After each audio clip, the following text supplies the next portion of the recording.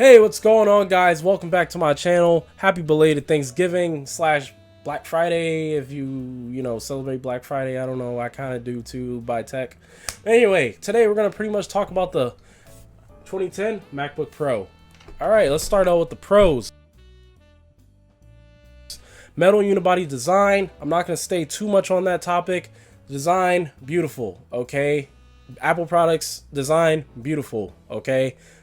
Everything metal. I love metal.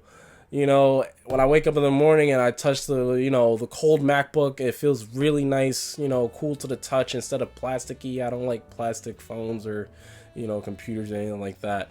I do like metal ever since I switched to the iPhone. But yeah, build quality, it's a go. It's a plus. Good. Double good. Anyway, next, the abundance of ports. Okay, what I mean by ports is pretty much these right here. Look at these. You don't see that in the 2016 MacBook. Anyway, you have the MagSafe. You have, which they took away.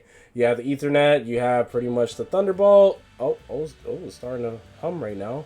Anyway, you have the USBs. Two USBs.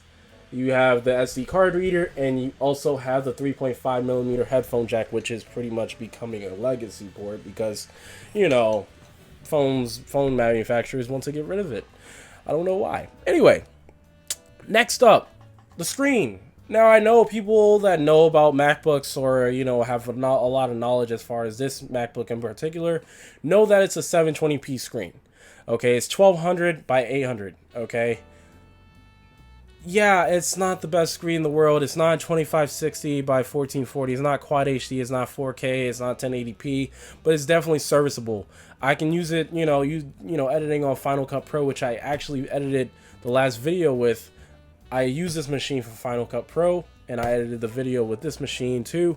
But the screen is serviceable. It's not bad. I can still read, I can still see, I'm not blind. It's not like I have cataracts or something where I can't see. I can see perfectly fine, so it's perfectly fine. I have a dang iPhone, and it's a 720p screen, so it's really no difference. It's just a bigger screen, Anyway, let's talk about the ecosystem as far as Apple is concerned. Yes, this has to do with the MacBook because the MacBook is part of the Apple ecosystem. So, I love the Apple ecosystem because of the continuity. Say for instance, I'm on my iPhone, I'm on Safari, and I want to get off my phone and probably FaceTime somebody, and I just go over my MacBook and go to Safari and continue on from where I was on my iPhone. Things like that. I just love the the continuity of the Apple ecosystem. Another thing, ages very well. This computer is almost 7 years old, and I am killing it. Okay. As far as, the apps being opened, and mind you, this only has 4 gigs of RAM, so imagine when I upgrade this to 16. Oh my god. Anyway, ages very well. It's a 7-year-old computer. I'm using Final Cut Pro. I use Final Cut Pro today. I had also Microsoft Word up. I had Safari with some tabs up also. And it handles it perfectly fine. Okay, perfectly fine, and I love that. It's a 7-year-old computer, and it's still hanging there with the newer computers, which is unbelievable to me, But that's pretty much Apple products for you because they do age well, and Apple definitely takes care of their products as far as after they're released, long after they're released, they take care of their products and give services to it, which is very good. Another thing, which is surprising with it being Apple, okay? Apple is not the most customizable as far as their products. They do not like you to customize anything. Mac, iPhone, definitely not. iMac, definitely not with the newer models. But with the older models, before Steve Jobs died, they're definitely customizable, okay? I'm pretty much this nice little laptop here, has all the guts inside of it right here. RAM, SSD. I'm gonna pretty much take out the RAM, which is 4 gigabytes, and replace it with 16. SSD is gonna go up. I'm gonna bump it up, which is the solid state drive, which is pretty much memory. And we're gonna make this thing a monster. Okay, this thing is gonna be a monster by the time I'm finished with it. Okay, and that's pretty much it as far as the pros. Now the cons.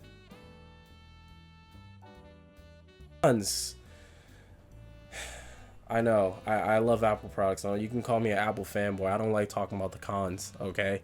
But the cons, we're going to start off with the screen. Yeah, I know I said it was a Pro, but it's also a con. It's 1280 by 800, okay? It's low. It's a low resolution. I mean, you can get better. I mean, you can even get Windows laptops that are better at this day and age. I mean, it's 2010, so I can understand it, but still, using 2016 is a low resolution screen. But like I said, it's still serviceable.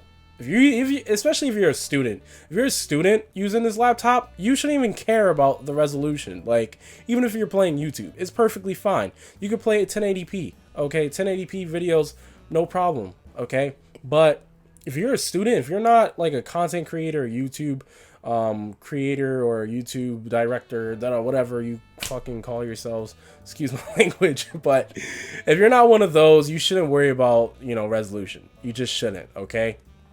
Definitely be serviceable for you as far as school.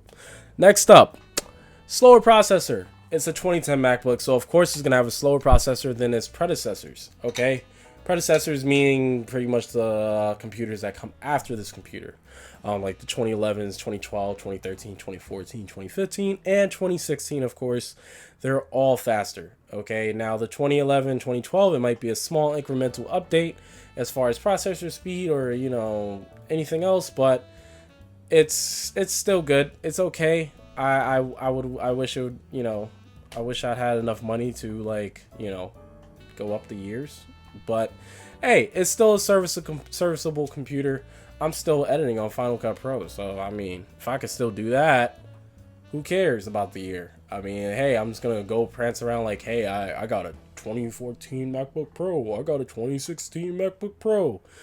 No one cares. You know, no one cares. Another con is gonna be pretty much the low amount of RAM. Okay, this has 4 gigabytes of RAM.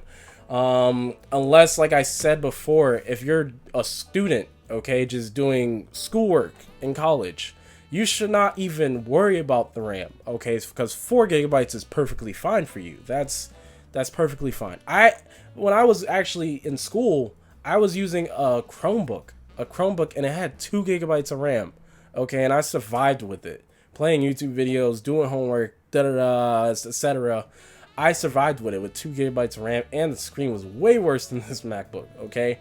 And I survived with it. So 4 gigabytes of RAM, student, perfect, that's it. You don't need no more. If you want to push it to 8, that's pretty much max, I would say. Anything above that, it's overkill. Unless you're doing like some serious editing work as far as school, or you're a video editor, or you're pretty much a YouTube content creator. There's no reason for you to have, you know, more than 8 gigabytes of RAM, okay? Next up, it's going to be the conclusion of this video. Yeah, it's shorter than usual, which is good. But anyway, is it a goodbye? Yes, it is a goodbye. Especially if you're a student, you know, you can get this computer for cheap. You can get it for about $500 on eBay, which is a steal as far as it being a MacBook. I think it's very good as far as people that are starting out with YouTube and have a budget, or people that are going to school and have a budget, but they still want that Apple laptop because they love Apple. Okay, it's a really good buy. It's very solid. Okay, and you know, that's pretty much it.